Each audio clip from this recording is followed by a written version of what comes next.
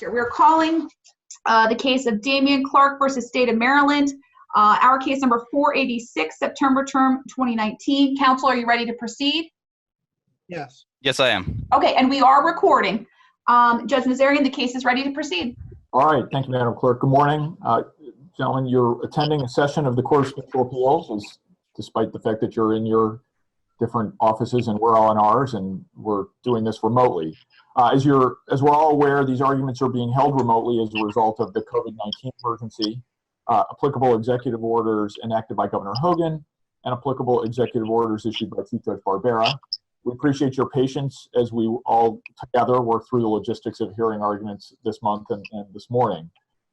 Since the court is new to using this technology for oral arguments, we expect that there may be some hiccups along the way.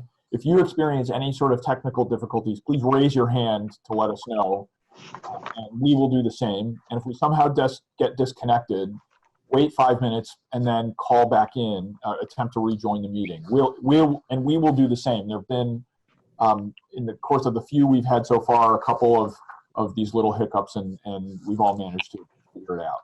So one other difference today is that the clerk is going to be keeping time, not me. She will display time cards that will show when you have 5 minutes remaining, 1 minute remaining, and then you have 0 minutes remaining. When you have 0 minutes remaining, appellants, Mr. Tully, you may keep speaking, but you'll be using your rebuttal time at that point. And as usual, if any of the judges continue to ask questions after your time has expired, you may answer those questions. Otherwise, we're going to proceed as normally as we possibly can.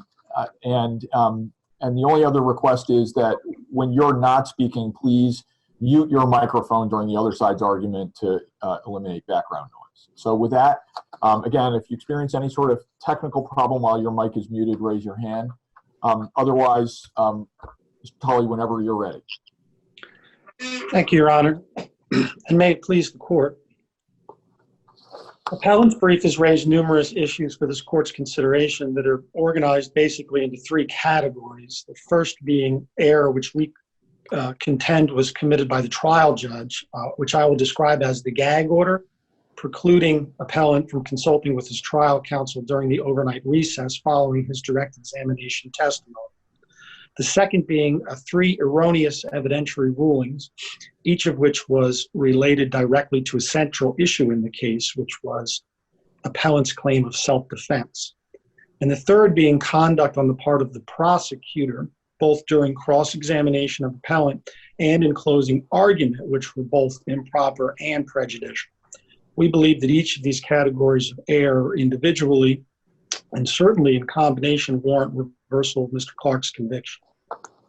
First issue I would like to address is obviously the court's issuance of the Gag Order. Specifically, the trial court's ordering appellant not to discuss anything related to the case with his attorney during the overnight recess between his direct examination testimony and cross-examination that was set to resume beginning the following morning. Don't the cases say that in order to have a viable claim on appeal in this type of situation, the defendant has to either object or make some proffer on the record when they resume that he or she wanted to meet with counsel and this stopped him or her from meeting with counsel? My argument in reference to that is that the cases phrase it in a variety of different ways. Some of them describe it as prejudice, some of it describe it as acquiescence, but I would argue that the specific circumstances of this case in conjunction with Getter's factual findings, which did not require prejudice, allow this court to review it even absent objection under the plain error doctrine and the implied prejudice that resulted from the circumstance. Well, how do we know that he was denied an opportunity? How do we know that he wanted to talk to his counsel? Doesn't there have to be something on the record to show that there was actually a denial? I don't believe so. Again, given these circumstances, it was unusual. The manner in which the Gag Order was given in this case differed from the factual circumstances of the other cases, most of which were briefer recesses and many of which were sort of quickly done or were done in a much more formal setting. I think what's most significant in this circumstance is how the order was given as much as what the order was that was given. Well, it was given. Why does the fact, I mean, I understand your point about why,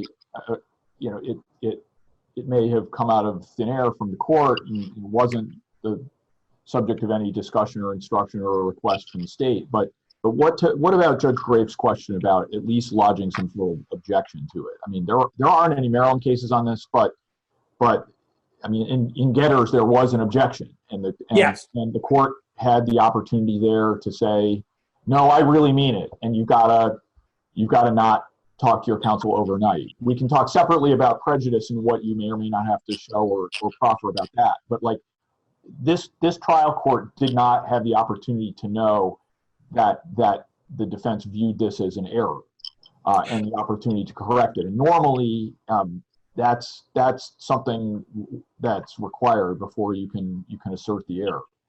Absolutely, normally, and I would just describe this as abnormal. First of all, the order wasn't given to counsel. Counsel wasn't even involved in this. That's why was counsel in the courtroom though? Was counsel in the courtroom? Was present. Counsel could have objected. Yeah. Yes, absolutely. I just think it's significant when a defendant is still on the stand. He hadn't even left the actual witness stand yet, and it's directed solely to the defendant.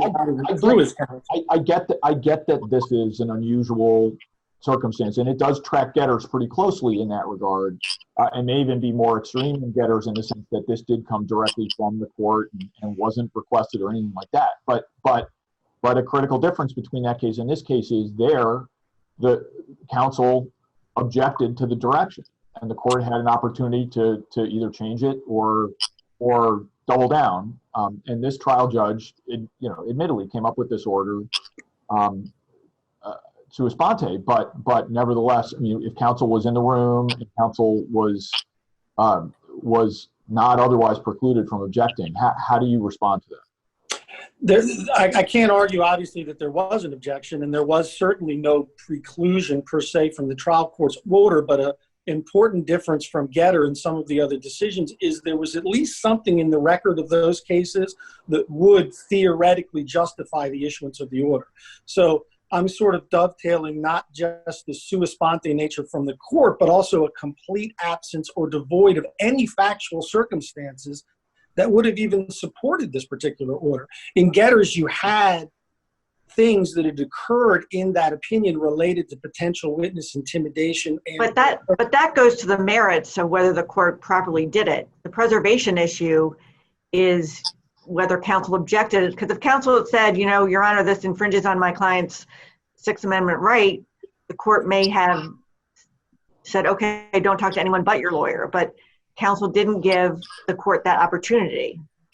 Right. And the only argument I would say to address that point is I think it goes to both. I don't think it just goes to the merit of the argument, because the way I've described this up to this point is blindsiding. It doesn't take away the opportunity, certainly, for objection. But if there's nothing, I think it's more significant that if this comes out of the blue in the circumstances where it did, after a trial of this nature, when there had been 8 witnesses that testified to the state, 40 pieces of evidence put on, and the direct examination testimony had just concluded, I think it also relates to the opportunity, which is not taken away completely. Certainly the opportunity always exists, but I think minimized if you get blindsided by an order of this nature where there's no reason for the attorney or the defendant to even have suspected that it would be given at that exact moment.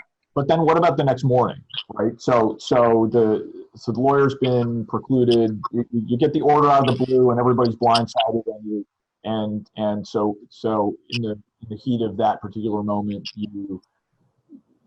trial counsel doesn't object. Whatever, the overnight happens. What would have stopped counsel the next morning from saying, "Hey, look, I was precluded overnight by this out of the blue order from consulting with my client, and that violated his Sixth Amendment rights. And I need to consult with him now, or this needs to be corrected."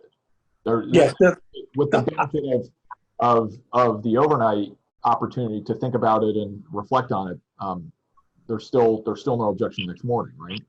Absolutely. And I have no response to the fact that it was not raised the next morning, other than the fact that, again, at that point, we can assume if the order was followed that the order was so sweeping, and Getters did stress that they chose to put in quotations the complete denial of access, that the order was so sweeping that even at that point, counsel could have been aware that this violation occurred, but appellant certainly was not, if he was never consulted with his counsel about any of the rights from the time that he left the witness stand to the time that he resumed his cross. So how do we know that he even wanted to talk to the attorney?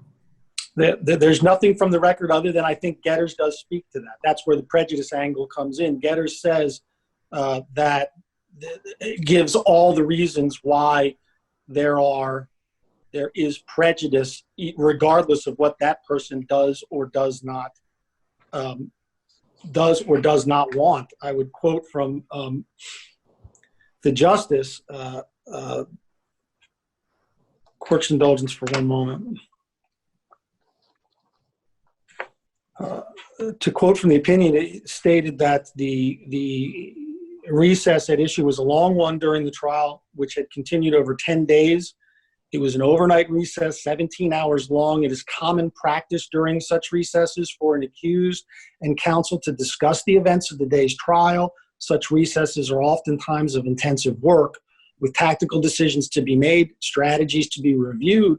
The lawyer need not obtain from his client information may need to obtain from his client relevant information from the whole day's testimony, or he may need to pursue inquiry along lines not fully explored earlier. At the very least, the overnight recess during trial gives the defendant a chance to discuss with counsel the significance of the day's events. Our cases recognize that the role of counsel is important precisely because an ordinary defendant is ill-equipped to understand and deal with the trial process without the attorney's guidance. So counsel the next morning, it took place quickly, and maybe counsel didn't think about it that night, but the next morning, counsel could have said, I didn't get a chance to talk to my client. My client really wants to discuss. I want to discuss with my client. We'd like to have a delay in proceeding with the court while I speak to my client, but none of that happened. So again, the trial court didn't have the opportunity to correct a problem. Yes, none of that happened. I only brought in that particular passage because of the court's question as to whether there was evidence my client wanted to speak with the attorney. I think the nature of prejudice is it doesn't matter whether he even knows whether he needs to or not. It's so fundamental to the process and to fairness that the opportunity being infringed upon is what's significant. Yeah, see, I thought you were going to say this error is structural, right? That you don't have to prove prejudice. That if nothing else, Perry versus Leak says you don't have to prove prejudice. Right. That's just in essence what I'm saying is that it's so fundamental to the structure that it's just that although we don't have the opportunity to correct it, the damage had been done at that point in time from the nature in which the order came forward. But moving along, Your Honors, if I may, I wanted to speak towards the evidentiary rulings, and for time constraints, I'm not going to get into the specific objections. I know that the state has responded they believe these rulings were proper, but in each step, the state is saying that these evidentiary rulings were harmless. And even though I fundamentally disagree with their characterization of the strength of the state's case in reference to appellant's facts, these three evidentiary rulings, I think, are unique in that they each relate to the same issue. They can't be parsed out and looked at individually. You've got to look at them as a whole, because the central issue to this case was self-defense. The state repeatedly references video footage which related to a portion of the incident. However, there was other portions to the incident not captured on video. There was no audio on the video. There was witnesses, and I believe that the video's value plus the direct issue in the case is appellant's claim of self-defense. And that would be his testimony versus the testimony of Mr. Jackson. And each one of these evidentiary rulings related to the testimony of Mr. Jackson. So I don't think you can parse them out and say this may have been harmless or that may have been harmless. I think you can say that when you have a witness testifying and his version of it is what directly relates to self-defense, you cannot have this series of erroneous rulings, which basically are bolstering this witness's testimony. You have the one that I'll point out, which is just the quickest to speak to, is the admission of the autopsy photograph. I would strongly disagree with the state that it was ever properly authenticated, even when later witness testimony came through. How is the admission of the autopsy photo prejudicial? I mean, there's no question that he stabbed the victim, right? I think that introducing that testimony to bolster the sympathy of witness Jackson, when he cannot authenticate it, he's on the witness stand. And again, the crux of the case, in my opinion, is his testimony and his version. But did the medical examiner testify that this photo was the photo she taken during the autopsy? I don't believe so. I think she said it was the autopsy photo, but I don't think, because it was already in evidence, I don't think the proper authentication was laid even during the medical examiner's testimony. But again, it's the timing of it along with.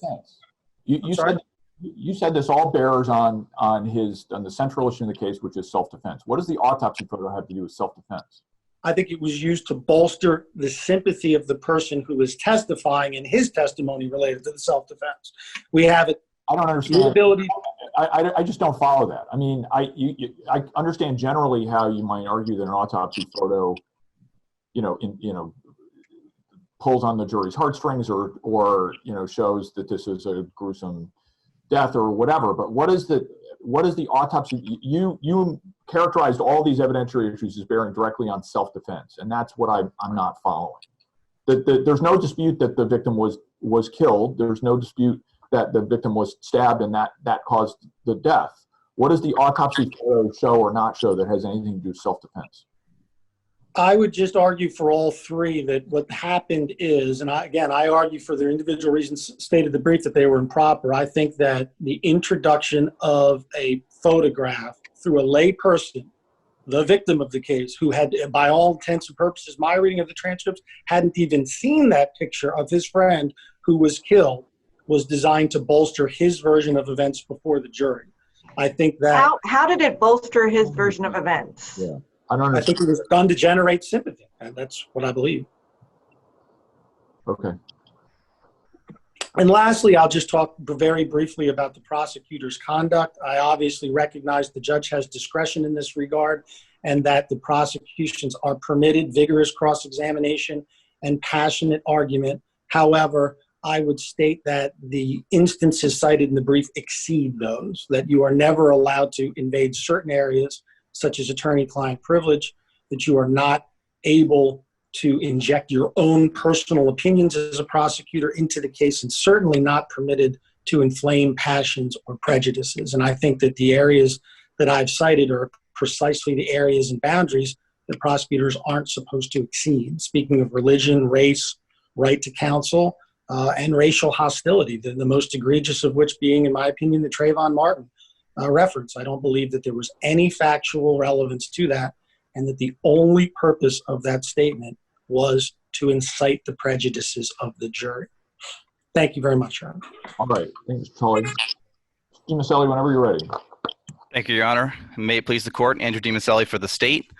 I'll just kind of proceed in the same order as my opposing counsel, beginning with the Getter's issue. I agree that certainly this case tracks the Getter's case, but there's that one critical factor, that is the defense never actually preserved the issue for this court's review. And I think that the problem is twofold, kind of two sides to the same coin. One is that, of course, he totally failed to object. Not only that, Clark appeared to acquiesce on the stand. He says, okay, yes, I understand, and completely accepted the court's ruling.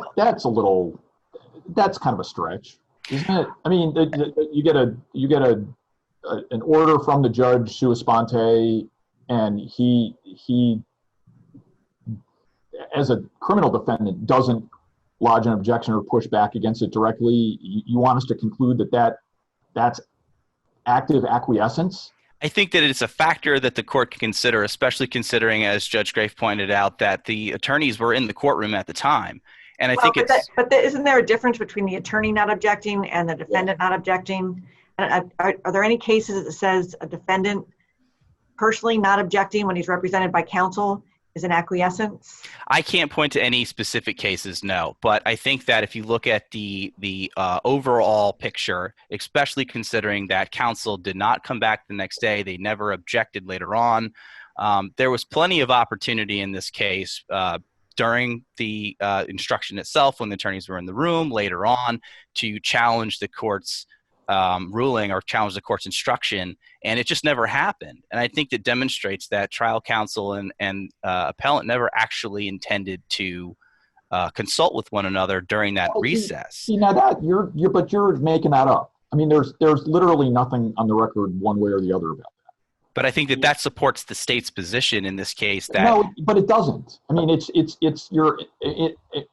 we have no idea if that's true. I mean, what we have is an experienced trial judge says, sua sponte, at the close of testimony, you may not consult with each other. Now, we can get into, I mean, it should have been obvious to everybody, but like, again, this is an experienced trial judge who makes what the Supreme Court said 40 years ago is a straight up structural error, right? So, I mean, to say that these parties' obedience of it is proof that they never intended to consult in the first place in the middle of a criminal trial, I just don't know where you're getting that. It's the appellant's burden to establish the record. I think that the cases that I cite in my brief consistently hold that they have to object, first of all, and then the second side of the same coin, as I kind of pointed to earlier, is that you have to actually establish a deprivation of counsel which the defendant actually intended to exercise. I'm struggling with that part too. I understand your preservation argument, but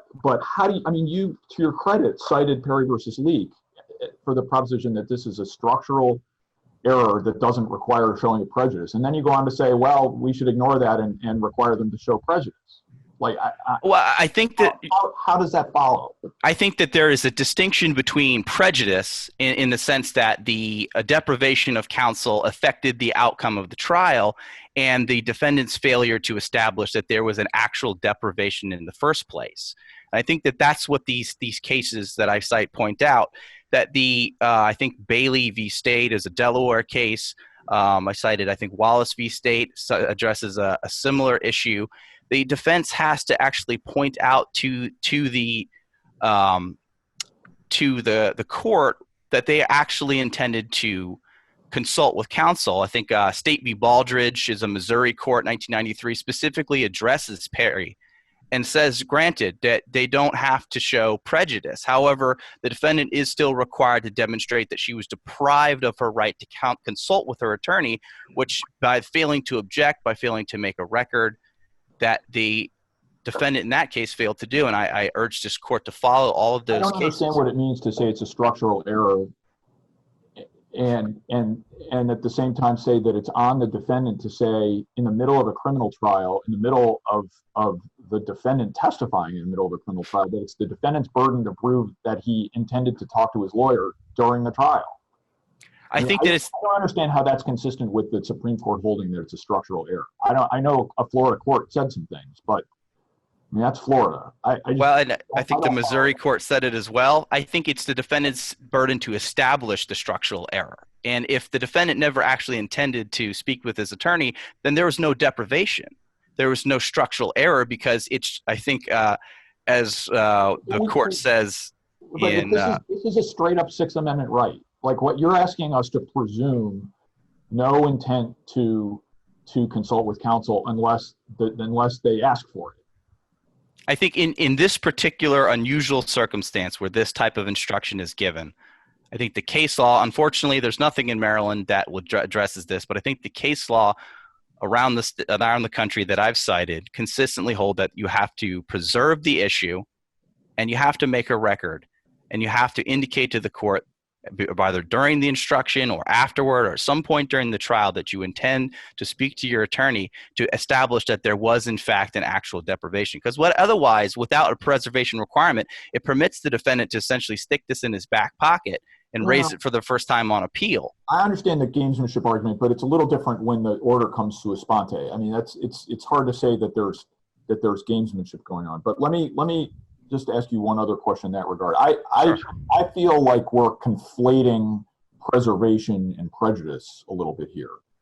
If this counsel had objected to the instruction at the time Judge McCrone gave it, right, and he said, no, I mean it, no overnight consultation, that's it, nothing more. This is an automatic reverse, right? I think that would be correct. That if Okay. there's an objection and at least some indication that counsel is, intending to exercise that right. But see, you interpolated the second part of that.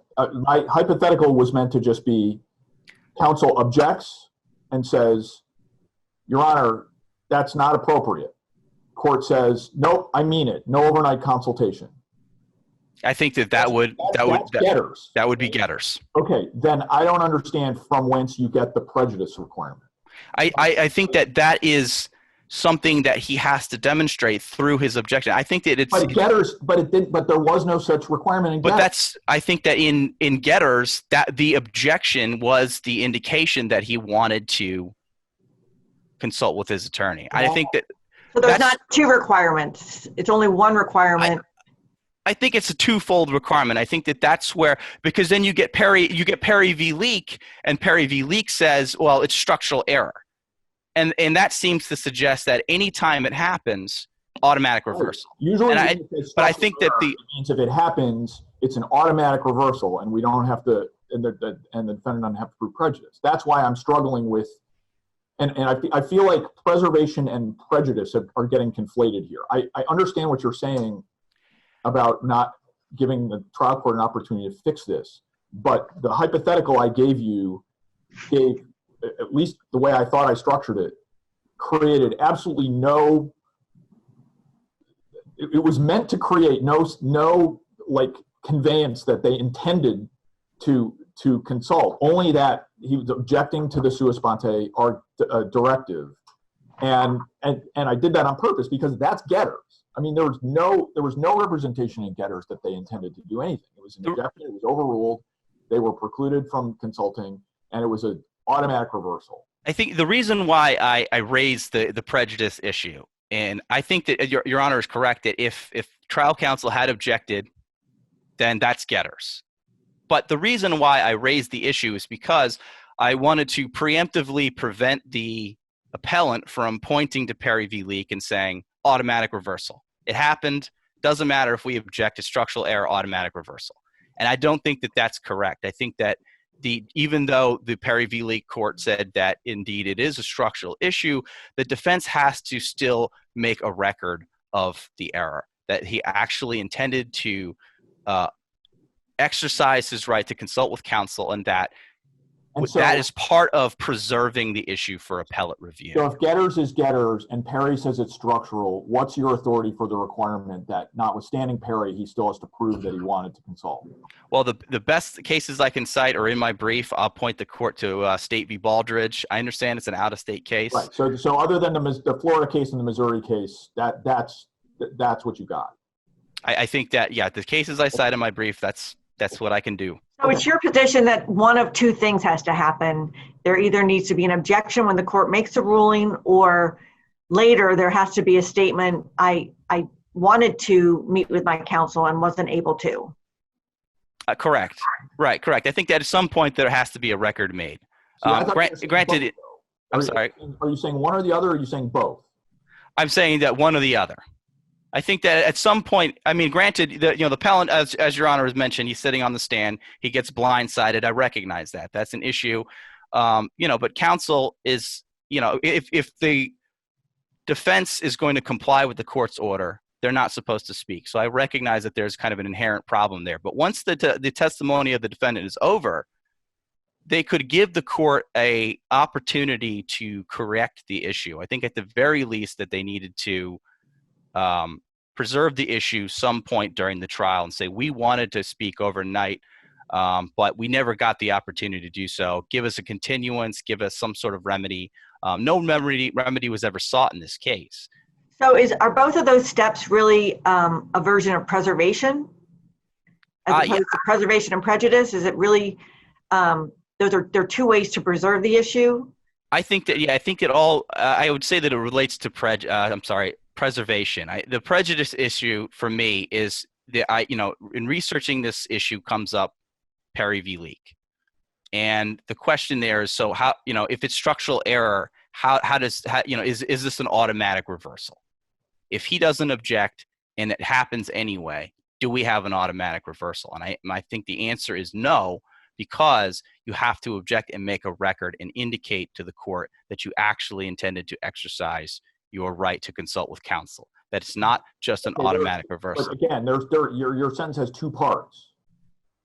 It's you have to object and somehow indicate some intention to actually consult, like as if to say an insincere objection to an inappropriate order still wouldn't merit reversal. No, I think by objecting, let's hypothesize a situation where the lawyer and the client do not get along, right?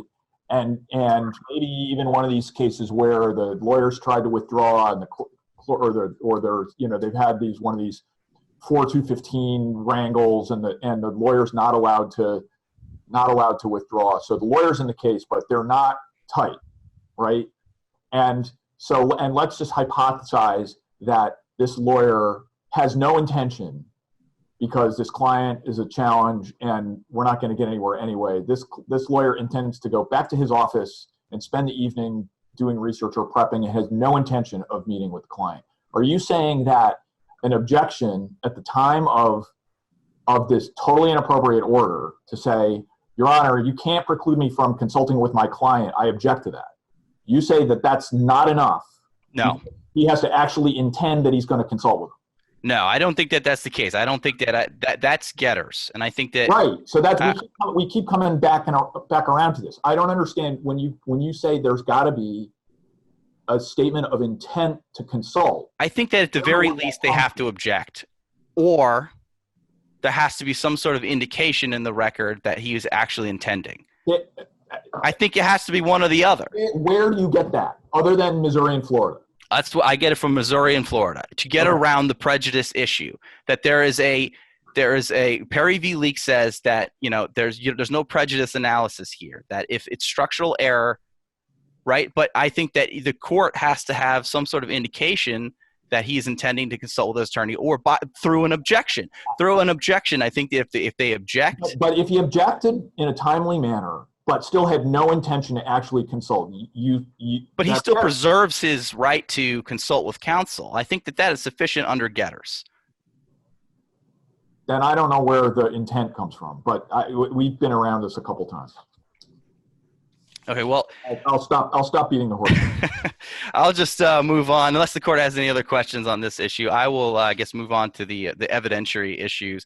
There's some discussion about the autopsy photos.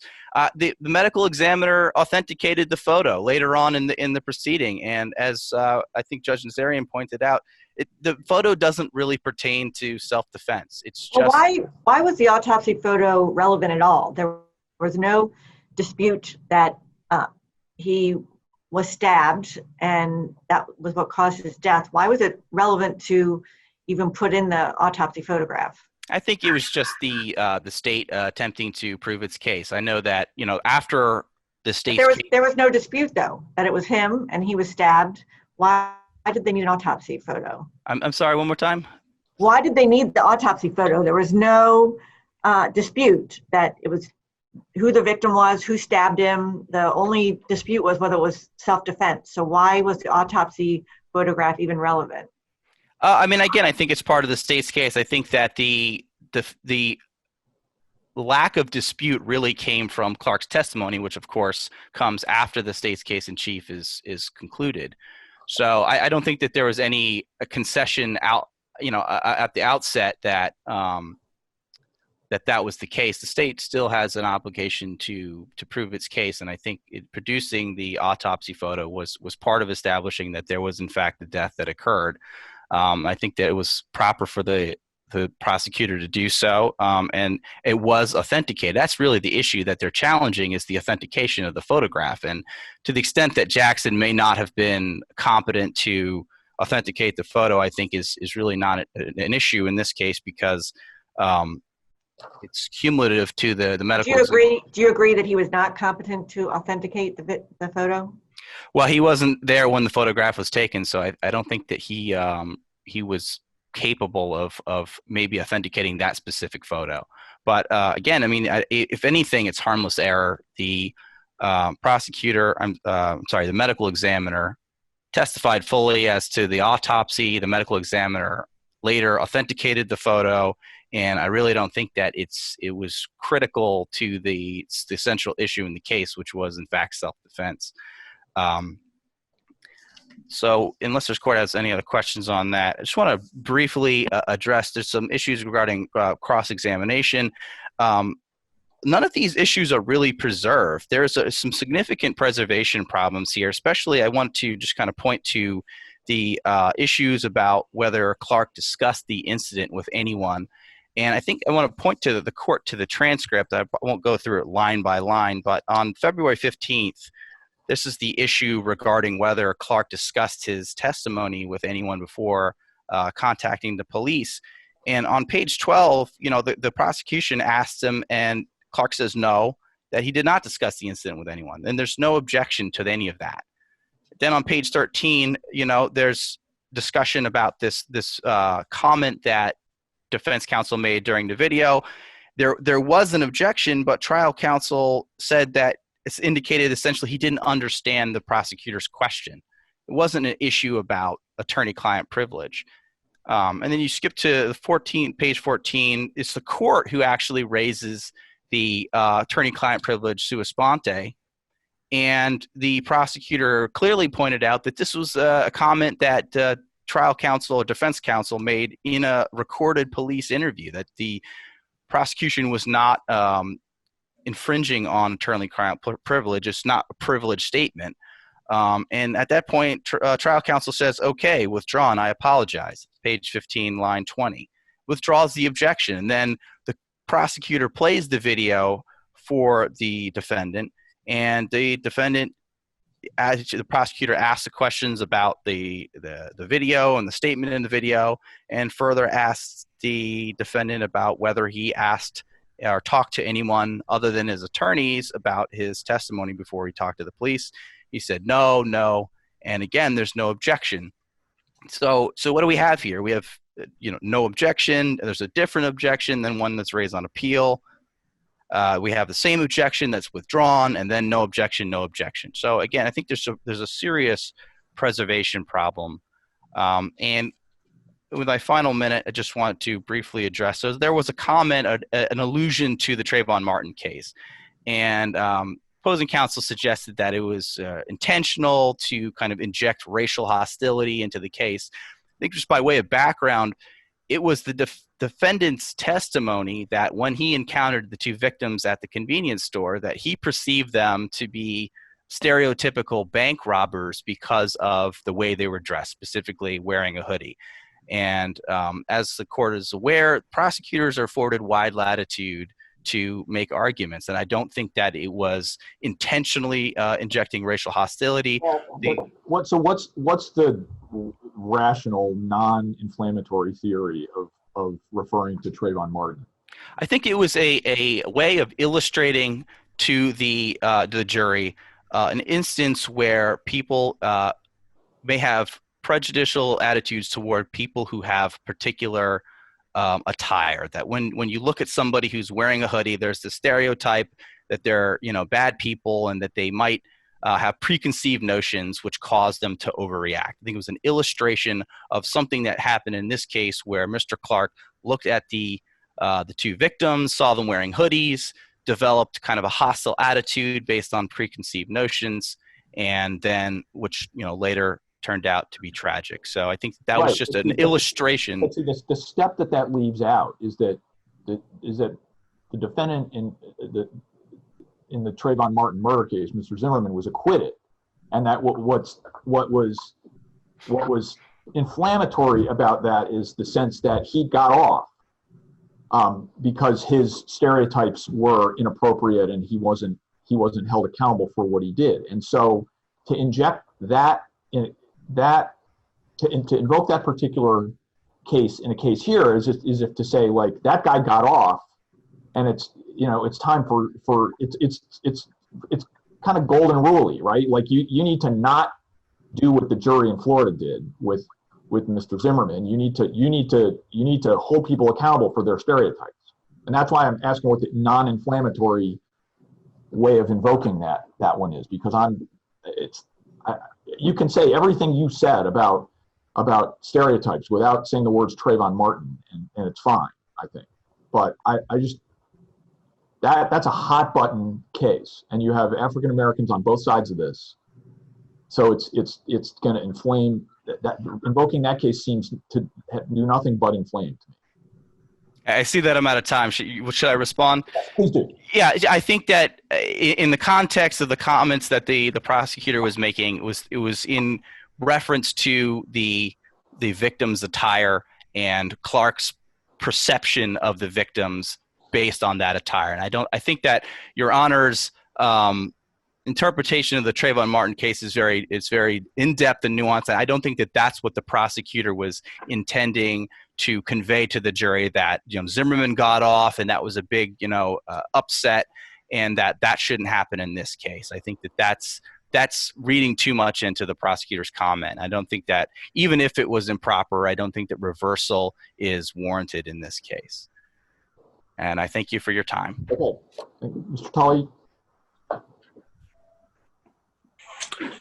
Yes, Your Honors. Unless there are specific questions, I don't have anything to add other than to just dovetail on that final comment. I don't think that the state gets that the whole purpose of prejudice and the whole purpose of inflammatory is that we don't get to say what direction it goes in. We don't get to say, well, they really didn't mean it that way, or that's kind of a stretch or an interpretation. That's why the prejudice and inflammatory standard is what it is, because we don't know the direction that inflammatory comments. But isn't the trial court better equipped to evaluate that? The trial court's there, watching the jury, listening to the argument, and it's a discretionary standard. Isn't that something that we typically defer to the trial court? I think that we do, except in the kind of circumstances that we're talking about. I think when you get into the range of prejudice and inflammatoriness, I think that there's got to be lines that go beyond that discretionary, and there's certain things that it's an abuse of the discretion to allow them to enter into the case. Right, but that's a pretty big hurdle, isn't it? Abuse of discretion.